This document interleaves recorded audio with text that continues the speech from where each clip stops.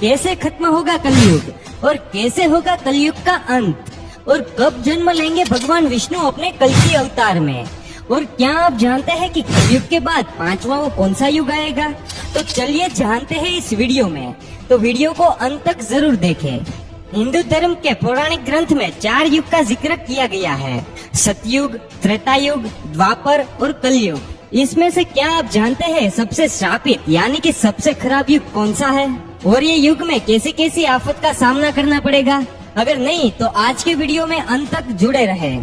तो दोस्तों, पौराणिक ग्रंथ के अनुसार 4 युग में से सबसे श्रापित और खराब युग कलयुग को माना गया है, और हम जिस युग में जी रहे हैं वो कलयुग ही है। और शायद मुझे बताने की जरूरत नहीं है कि दिन प्रतिदिन कलयुग की हालत बद से बदतर हो रही है। वैसे कलयुग के बारे में ये लाइन तो आपने जरूर सुनी होगी, रामचंद्र कह गए सिया से, ऐसा कलयुग आएगा, हंस चुगेगा दाना दुन का और कौवा मोती खाएगा।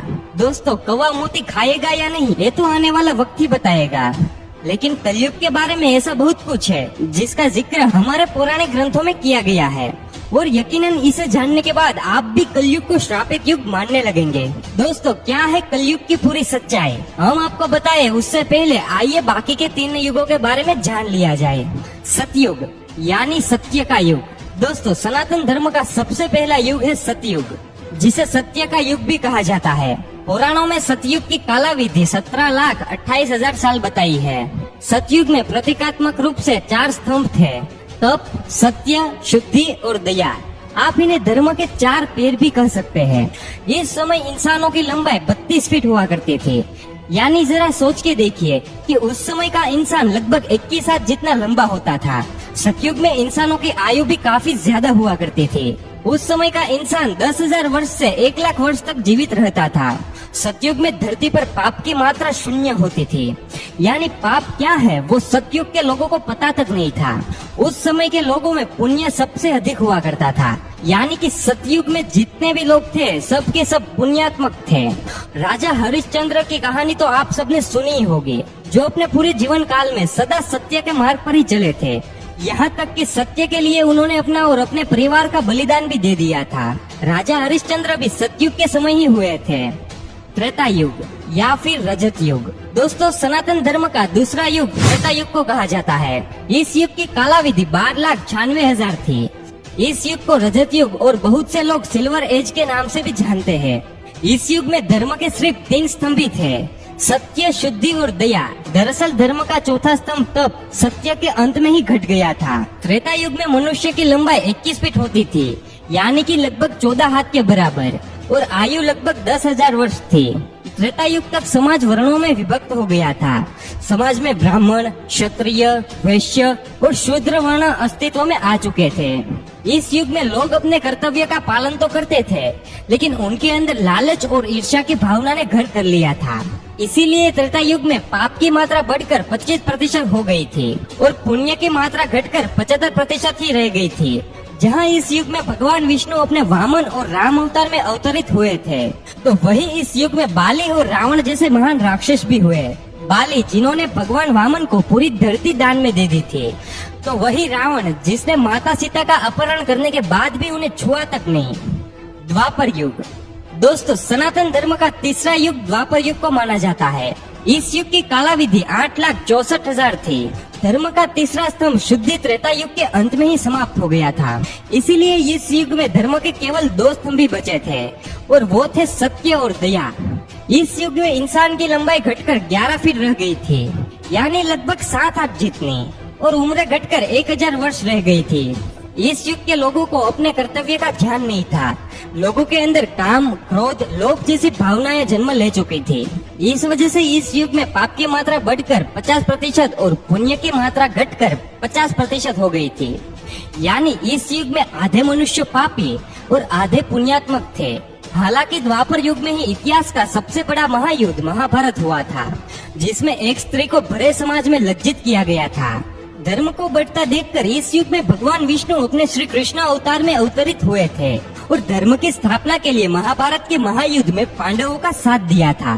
साथ ही साथ इस युग में भगवान कृष्ण ने कुरुक्षेत्र की युद्ध भूमि में अर्जुन को गीता का ज्ञान देकर संपूर्ण मानव समाज को धर्म के महत्व से परिचित कराया था। कलयुग। दोस्तों, सनातन धर्म का चौथा और अंतिम युग है कलयुग। पुराणों में कलयुग की कालाविधि 4,32,000 साल बताई गई है। वर्तमान का युग कलयुग ही है। अभी कलयुग का प्रथम चरण चल रहा है। पुराणों को ध्यान में रखकर विशेषज्ञों द्वारा की गई गणनाओं के मुताबिक अभी कलयुग के 5,000 वर्ष ही बीते हैं। यानी कि कलयुग का अंत होने में अभी 4,27,000 साल बचे हुए हैं। इस युग में धर्म का सिर्फ एक ही स्तंभ दया बचा है, जो कि इस युग के अंत तक समाप्त हो जाएगा। वहीं इस युग में पाप की मात्रा 75% और पुण्य की मात्रा 25% बताई गई है। साथ में यह भी कहा गया है कि पुण्य की यह मात्रा कलयुग के अंत तक घटकर शून्य हो जाएगी। इस युग में इंसान की औसत लंबाई 5 फीट 5 इंच बताई गई है, यानी लगभग 3.5 हाथ, और उम्र 80 से 90 साल बताई गई है। लेकिन साथ में विष्णु पुराण में यह भी बताया गया है कि जैसे जैसे कलयुग का अंत नजदीक आएगा, मनुष्य की आयु घटती जाएगी और अंत में मनुष्य की आयु घटकर मात्र 20 से 30 साल ही रह जाएगी। उस समय छोटे छोटे बच्चे गंभीर बीमारियों का शिकार होंगे। कम उम्र में ही बच्चों की आंखों पर चश्मे और बालों में सफेदी छा जाएगी। हर इंसान रोग से परेशान होगा। बच्चे से लेकर बूढ़े तक कलयुग में हर कोई चिंता से घिरा हुआ रहेगा। कलयुग के अंत में विवाह एक प्रकार का समझौता होगा। जिसके पास पैसा होगा, स्त्रियां उन्हें ही अपने पति के रूप में स्वीकार करेगी, और जो दहेज देगा उनके घर ही स्त्रियों का विवाह होगा। लोगों में एक दूसरे के प्रति समर्पण और सम्मान का भाव समाप्त हो जाएगा। रिश्तों का महत्व नहीं रहेगा। पति और पत्नी एक दूसरे के प्रति ईमानदार नहीं रहेंगे। विश्वास किस चिड़िया का नाम है वो तो लोग भूल ही जाएंगे। जिस व्यक्ति के पास जितना धन होगा उतना ही ज्यादा शक्तिशाली माना जाएगा। ऐसे ही लोग विद्वान और धर्मात्मा कहलाएंगे, और ऐसे ही लोग समाज में पूजे जाएंगे। दोस्तों, वर्तमान समय में जिस तरह से धरती पर धर्म और पाप बढ़ रहा है, जिस तरह की परिस्थितियां हमारे सामने आ रही है, उस हिसाब से देखा जाए तो ये सारी बात सच होती नजर आ रही है।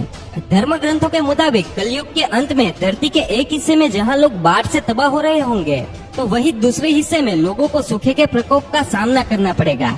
और जैसे जैसे कलयुग का अंत नजदीक आएगा, पृथ्वी पर मौजूद सारी नदियां सूखती चली जाएगी। और जैसा कि आप सभी देख ही रहे हैं, इस कलयुग में पद्मा और सरस्वती नदी का विलुप्त तो पहले से ही हो चुका है।